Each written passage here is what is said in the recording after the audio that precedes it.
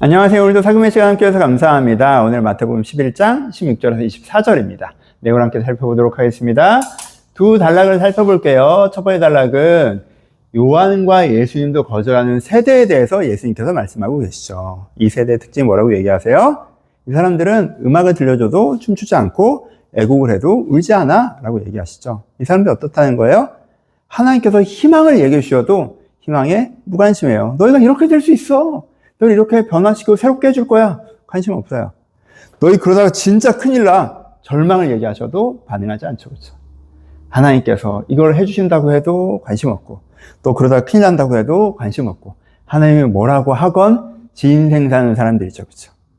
그냥 됐고, 나는 내 인생 사느라 정신 없고, 하나님께서 잘해준다고 그냥, 하나님께서 그냥 내 인생 사느라 정신 없고, 그냥 이렇게 살면 되는 거고, 이렇게 살아가고 있으면 하나님께서 나중에 잘해주셔야 된다고 생각하고 이렇게 자기 인생에 푹 빠져있기 때문에 하나님께서 뭐라고 하시던 관심 없는 무반응의 세대가 이 세대의 특징이라고 얘기하십니다. 그렇죠? 이 세대의 중심이죠.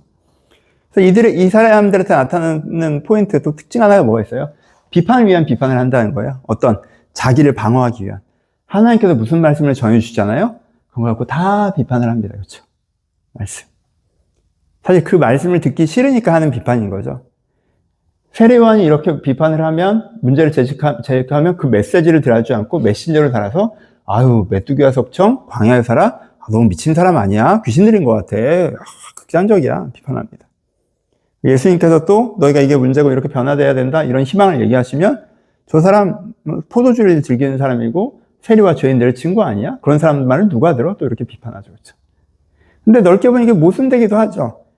이런 경건주의적인 삶을 추구한다고 하면 요한만큼 못하더라도 와 대단하시다라고 존경해야 되고, 내가 그런 경건주의가 귀신 들린 거 아니야? 그럼 왜 그러고 살아? 라고 한다면 예수님께서 해나가는 거에 대해서 그래 자유로운 게 맞지? 라고 해야 되는 게 맞는데 모순된 비판을 펼치고 있어요. 그것 자체가 뭐예요? 이 비판 자체가 그에 대한 신념에 있어서가 아니라 자기를 지키기 위한 비판이라는 거죠. 이것들에서 지적받기가 싫으니까 그냥 비판하는 거죠. 그렇죠? 되게 의미 있는 신학적 논리를 갖고 있는 것처럼. 그러니까는 이 사람은 되게 신학을 얘기하는 것 같고 하나님 뜻을 얘기하는 것 같고 요한도 비판하고 예수님도 비판하고 뭐가 가장 합리적이고 막 이런 얘기를 하는 것 같지만 사실은 자기 삶에 푹 빠져 있기 때문에 하나님의 희망도 경고도 듣고 싶지 않은 자기 보호로 이런 비판을 펼치고 있는 것이다 라고 얘기하면서 그 사람들의 특징이라고 이제 얘기를 하시는 거죠. 그렇죠?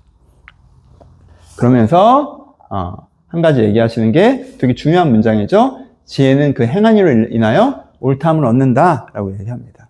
부정적으로 먼저 설명하면 막상 내가 사는 삶은 내 삶을 설명하면 그 행하는 것을 설명하면 내 행하는 것을 설명하면 이 사람은 그냥 안정에서 사는 사람이네, 행복이 위해서 사는 사람이네, 인정받으려고 사는 사람이네, 환경에 휘둘려서 사는 사람이네, 감정대로 사는 사람이네, 욕심대로 사는 사람이네, 욕망대로 사는 사람이네, 뻔히 설명되는 삶을 살면서 여기에 대해서 하나님께서 문제를 지적하고 희망을 얘기하시면 굉장히 신학적인 포장지를 자기 자신을 씌워서 그 논리로 자기를 방어하면서 요한도 한계가 있고 예수님도 문제가 있고 라고 하면서 사실 여기에 반응하고 싶지 않고 살던 대로 살고 싶어하는 사람들이라고 얘기하는 거죠.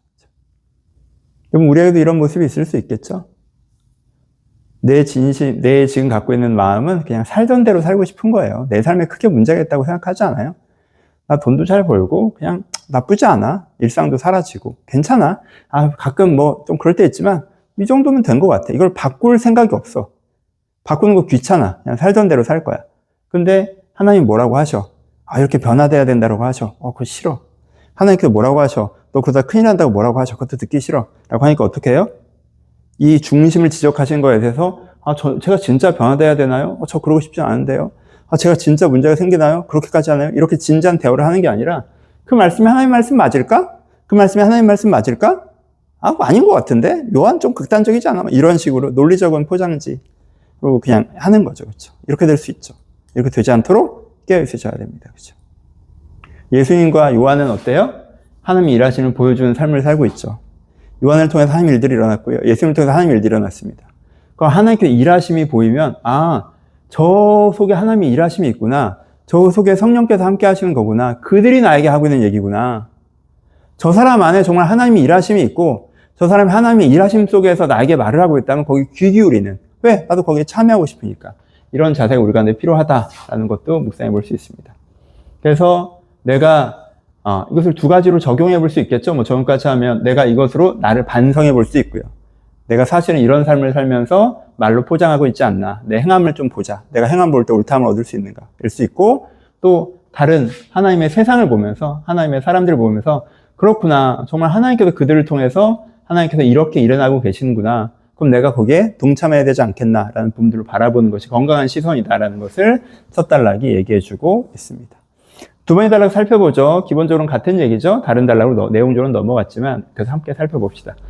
권능을 보고도 회개하지 않는 도시에 대해서 말씀하죠. 무반응의 동일성입니다. 그 권능을 옛 악한 도시들에게 행하였다면 뭐 두로에게 소돔과 고모라에게 행하였으면 그 도시가 회개했을 것이다 라고 얘기하면서 이들이 하나님의 권능 앞에서도 무방하는 거, 하나님께서 도전하시고 변화시킬 만한 희망을 분명히 주시고 계신데 그에 대해서 반응하지 않는 모습에 대해서 얘기하십니다. 왜 그래요? 그들이 교만하기 때문에 그렇다고 얘기하죠. 그들의 교만은 무엇입니까? 하나님의 말씀이 무시되는 것은. 이렇게 살아도 되는 것 같아. 꼭 그렇게 은혜 받고 변화되지 않아도 되는 것 같아. 이렇게 산다고 큰 문제 없을 것 같아. 라고 교만함 때문에 그렇게 한다고 얘기하시죠. 근데 예수님께서 뭐라고 하세요? 그 교만이 무너질 것이다 라고 얘기하죠. 하늘까지 높아진 너희들의 교만이 무너질 것이다. 그래서 심판의 미래가 현실이 될 것이다. 그래서 무관심이라고 하는 것이 현재의 나의 삶을 얼마나 망치고 있는지, 은혜의 길을 얼마나 망치고 있는지 무관심하면 안 되고 하나님께서 우리 가운데 말씀하시는 것에 우리가 반응해 나가야 된다는 거. 그에 대해서 말씀하십니다. 물론 우리가 이 말씀에 우리가 딱 맞는 말씀은 아니지만 약간의 긴장감은 있는 말씀이죠. 우리 가운데 약간 놓치면 이렇게 될 수 있잖아요. 그냥 사는 거에 정신없어. 내 사는 거에 바빠. 이 삶이 그냥 나쁘지 않지 다들 이렇게 사는 거지 뭘 바꾸라는 거야. 이런 마음을 갖고 있으면 우리가 하나님 앞에서 그거 틀렸어요. 요한의 제자만큼의 열정도 없죠. 아유 주님 맞습니다. 오늘 주일 말씀 참 나한테 해주시는 말씀이네. 아이고 오늘 사금 말씀도 참 나한테 해주시는 말씀이네.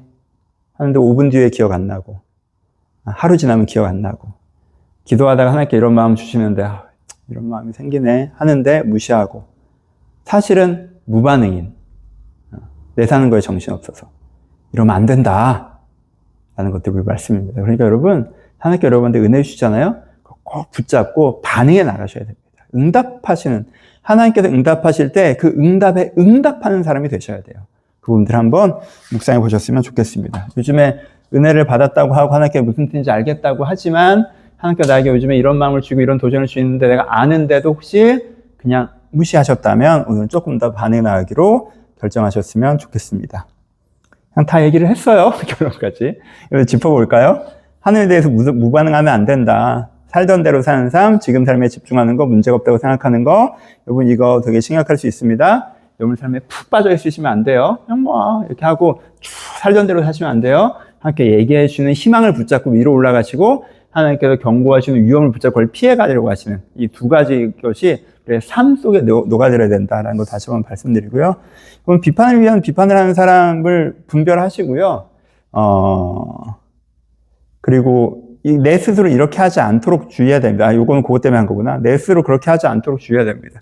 여러분 무슨 말이 맞고 틀리고 나한테 해당되고 해당되지 않는지 고민하기보다 그냥 그게 날 좀 찌르니까 그게 듣기 싫어서 이렇게 반박하고 하는 거 되게 안 좋은 습관이죠. 잘 고쳐봅시다. 하고 사람이 일단 맞으면 방어할 수 있게 되게 자연스럽긴 하지만 고민이 필요하고 세 번째 요걸 조금 더 강조했네요. 어리석은 사람을 대하는 거. 예수님께서 이 사람들 대하시는 태도도 여러분들이 묵상해 보셨으면 좋겠어요.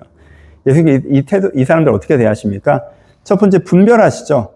어떻게? 논리가 아닌 삶을 보면서 분별하시죠. 그렇죠? 여러분 그것도 필요해요. 이렇게 말로 자기를 포장하는 사람들 있잖아요. 되게 신앙적이고 신학적이고 논리적이고 많이 알고 이게 어떻고 저떻고 예수가 어떻고 세례요한이 어떻고 그들의 문제는 뭐고 이렇게 포장하는 사람의 말을 보지 마시고요. 삶을 보세요. 진짜 은혜를 붙잡고 있는 사람은요, 그 삶에서 하나님께 일하시는 스토리가 쫙 보입니다. 근데 말만 그렇게 하고 삶을 딱 보면 하나님께 일하시는 스토리가 안 보이잖아요? 그냥 이런 거구나 라고 생각하시면 돼요. 그건 또 분별하시는 게 필요하고요. 속지 마시고, 공작새 같은 사람들이니까. 속지 마시고, 냉정한 평가를 하실 필요가 있어요. 저 사람 멸망을 자처하고 있구나 라고 생각하실 필요가 있어요. 왜 이렇게 얘기하시는지 아시겠죠? 이렇게 예수님이 전에도 이렇게 반응해요. 우리가 착한 기독교인들이 가끔 하는 실수가 그 책임을 다 자기한테 돌리는, 이런 뱀처럼 지혜로우세요. 이렇게 막 논리적으로 되게 그럴듯하게 표정하니까 저 사람이 대단한 건가 속지 마시고, 저 사람이 변화되지 않고 저 사람이 완고한 건데 내가 좀 더 뭘 해야 되나? 그렇지, 필요도 없고. 그래서 이런 부분들을 잘 분별하시고 발의 먼지를 떨어버리는 것도 필요하다라는 부분들도 묵상해 보셨으면 좋겠습니다. 네 번째는 이게 제일 중요한 거죠. 11장 앞부분부터 적용하면 복음에 대한 세 가지 반응에 대해서 얘기하고 계신 거죠. 그렇죠?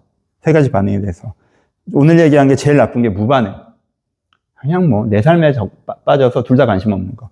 그 다음에 세례요한과 세례요한의 제자들은 자기 기준으로 별로 안 중요한 거 갖고 자꾸 딴지 거는 거. 그리고 천국에 집중하고 침노하는 거. 그 은혜에 집중하고 나아가는 거. 이 복음에 대한 세 가지 반응이 있는데, 내가 정말 이게 소중하구나라고 하고 내 기존적인 사고방식과 삶의 태도를 던지고 달려들고 있느냐. 소중하다는 걸 알지만 별로 안 중요하고 자꾸 브레이크를 걸고 있느냐. 소중한 걸 모르고 내 삶에 빠져 사느냐. 난 복음 앞에 어떻게 반응하고 있는가 다시 돌아보시면서 천국을 침노한 자가 되셨으면 좋겠습니다.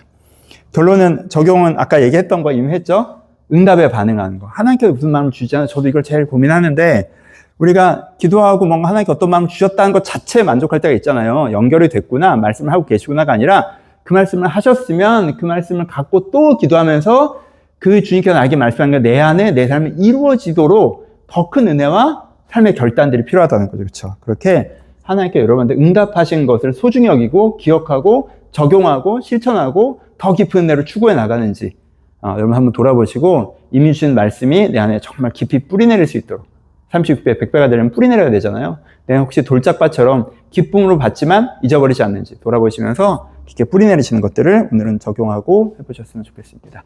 좋은 아침입니다. 주님께 이미 여러분들에게 말씀해 주신 것들 있죠? 너무 소중한 거예요. 그러니까 하나님께서 오늘도 나에게 이런 마음으로 살라고 하시는구나 라고 하면 오늘 하루 종일 그 말씀을 잠깐 묵상하셔서 그 말씀 여러분들 깊이 뿌리내렸으면 좋겠고요. 그래서 오늘도 그 은혜 가운데 평안한 하루였으면 좋겠습니다. 오늘 좋은 하루 보내세요.